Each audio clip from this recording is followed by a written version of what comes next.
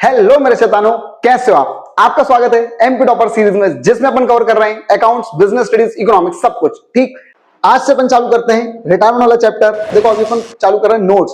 तो नोट्स तो जहां जहां से मटेरियल अपने को मिलता है, चाहे एनसीईआरटी हो, सीबीएसई हो, एमपी हो, सब जगह से। ठीक, बट अब एक मिनट भाई, सबसे पहले भाई प्लीज चैनल को सब्सक्राइब करो, वीडियो को लाइक करो, कमेंट करो, शेयर करो, सब कुछ करो।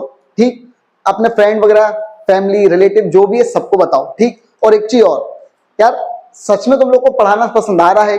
चीजें और कंटेंट समझ में आ रहा है, नहीं आ रहा है, अच्छा लग रहा है पढ़ना और पढ़ाना? तो भाई प्लीज कमेंट में बताओ कि सच में कैसा लग रहा है।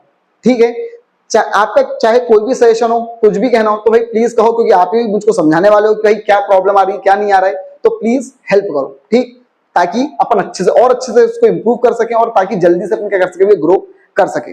चलो तो अपन चालू करते हैं। सबसे पहले भी अपना थ्योरी वाला पोर्शन पूरा, retirement of a partner. Retirement और डेथ एक ही है, सब दोनों साथ में ही है। चलो तो सबसे पहले भी क्या बोल रहे हैं, रिटायरमेंट का मतलब क्या होता है? तो देखो, जब अपन ने रिकॉन्स्टिट्यूशन वाला चैप्टर पढ़ा था, उसमें वैसे तो अपन मीनिंग वगैरह सब पढ़ चुके हैं। ठीक, तो भैया देख लो क्या बोल रहे हैं भैया, when an existing partner ceases to be partner. जब कोई एग्जिस्टिंग पार्टनर अपने हक क्या कर देता है, सीज कर देता है, त्याग कर देता है, सरेंडर कर देता है। ठीक है, अपने हक, ठीक है, सीज कर देना। सुना है सीज? सीज मतलब जैसे तुमने पिक्चरों में देखा होगा कि इसकी दुकान सील कर दो, सीज कर दो। ठीक, सफेद पट्टी करते हैं और उसपे लाल वाला वो ठप्पा लगा के खत्म, बंद, सीज। तो भैया वैसे ही क्या होता है, जब पार्टनर अपने हक जो होते हैं, अपने हक होते हैं, राइट्स होते हैं, उनको जब सीज कर देता है, तो ये उसी को क्या बोला जाता है, क्या? रिटायरमेंट। ठीक है, अब ये वो ऐसा क्यों करता है कि यार मैं अपना सब कुछ छोड़ रहा हूं? क्यों? क्योंकि या तो भैया इल हेल्थ के कारण, ओल्ड एज के कारण, और भी बहुत सारे पॉइंट। आगे बोल रहे हैं इट इज कॉल्ड रिटायरमेंट, इसी को भी क्या बोला जाता है, रिटायरमेंट बोला जाता है। आगे क्या बोल रहे हैं, it is also sort of reconstitution. ये भी एक प्रकार का क्या है, रिकॉन्स्टिट्यूशन है। When a partner does not want to continue partnership business, जब कोई पार्टनर अपने आप से, जब भैया क्या करना चाहता है, बिजनेस नहीं करना चाहता और अपने आप से फ्री होना चाहता है वो, ठीक, कंपनी की लायबिलिटी से, तो बेटा उसको क्या बोला जाता है, रिटायरमेंट बोला जाता है। ठीक है, अब देखो एक और चीज है यहाँ पर, वो अपनी शिमला वाली बुक में नहीं है, लेकिन वहां पे तुमको मिल जाएगा, एक्सपल्शन ऑफ पार्टनर। तो देखो इसमें क्या होगा, वो खुद जाना चाह रहा है। ठीक, लेकिन अगर मान लो बाई चांस उसने कोई बेकार काम कर दिया है और कंपनी जब उसको निकालती, चल निकल यहां से, ठीक है, तो बेटा उसको एक्सपल्शन ऑफ पार्टनर बोला जाता है। तो थोड़ा सा ध्यान रखना, ये आ सकता है अपने को। ठीक है, मीनिंग सब चीज का पता होना चाहिए। चलो तो अब इसका भी क्या बोलना है, ये अपना हो गया भैया रिटायरमेंट का मीनिंग। ठीक, अब अपन चालू कर रहे हैं कि रिटायरमेंट क्यों होते हैं। ठीक है, मतलब रिटायरमेंट के कारण बोल दो, कॉजेज, रीजन, सर्कमस्टेंसेज, नीड्स। ठीक है, क्यों, वाई रिटायरमेंट मेड, कंपनी में रिटायरमेंट वगैरह क्यों होते हैं। तो भैया सबसे पहला पॉइंट भी क्या लिखा है, ड्यू टू ओल्ड एज। भाई जाहिर सी बात है, जब कोई पार्टनर बहुत ज्यादा वृद्ध अवस्था का हो जाता है, तो वो पार्टनरशिप, वो शिप से क्या कर सकता है, रिटायरमेंट ले सकता है। देन इसका ड्यू टू इल हेल्थ, जब उसकी बहुत ज्यादा बेकार तबियत खराब हो जाती है। ठीक है, ये वाला नहीं है। ठीक, तो जब बहुत ज्यादा उसकी बेकार तबियत वगैरह कुछ खराब हो जाती है, ठीक, तो ये उसके कारण क्या होता है, वो रिटायरमेंट ले सकता है। देन इसका भी अनलॉफुल बिजनेस एक्टिविटी, भाई उसने कोई ऐसा काम कर दिया जो लॉ के खिलाफ है। ठीक है, जो कानून था उसके बिल्कुल खिलाफ है। तो भाई अगर उसने कानून के खिलाफ कोई काम करा है, कोर्ट वगैरह, पुलिस वगैरह सब उसको पकड़ लेंगे, दबोच लेंगे, उनके उसके चक्कर में अपन ना फंस जाए, तो भैया तू निकल जाए भाई। ठीक, तो वो शायद से रिटायरमेंट ले सकता है। ठीक, देन इसका भी फिर क्या बोल रहे हैं, और आगे क्या लिखा है, ये हो गया चेंज इन बिजनेस इंटरेस्ट। भाई उसका बिजनेस इंटरेस्ट ही चेंज हो गया। ठीक है, उसका बिजनेस इंटरेस्ट ही क्या हो गया, चेंज हो गया। ठीक, अब वो ये सब वाला जो भी काम अपन अभी तक कर रहे थे, वो ये वाला काम करना नहीं चाहता, तो उसके कारण भी क्या हो सकता है, पार्टनरशिप से रिटायरमेंट ले सकता है।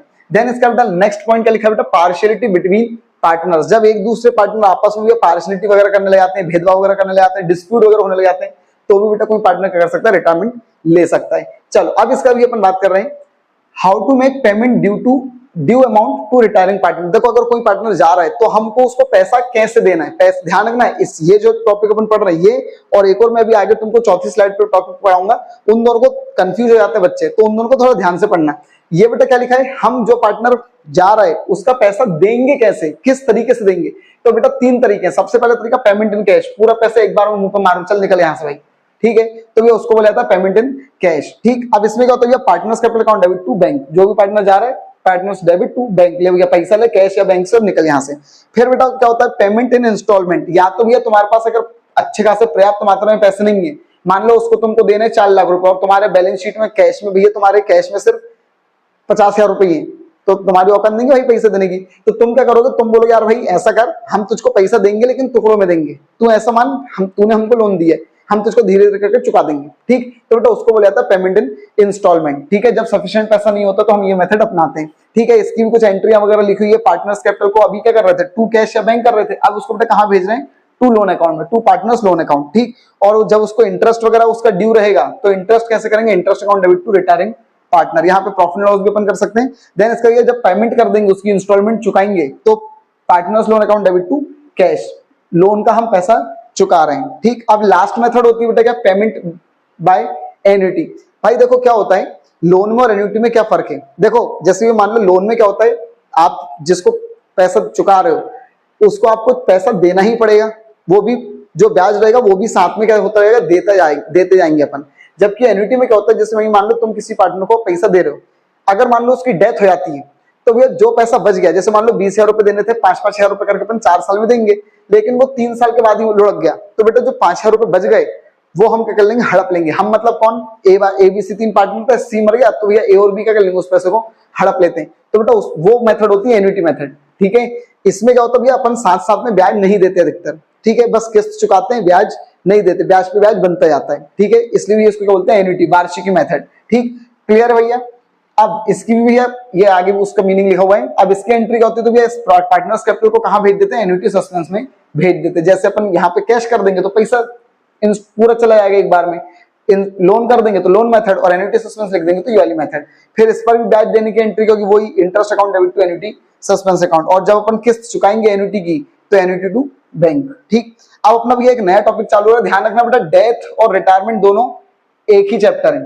ठीक है, डेथ और रिटायरमेंट दोनों एक ही चैप्टर, अपने को दोनों को साथ साथ ही पढ़ना बेटा।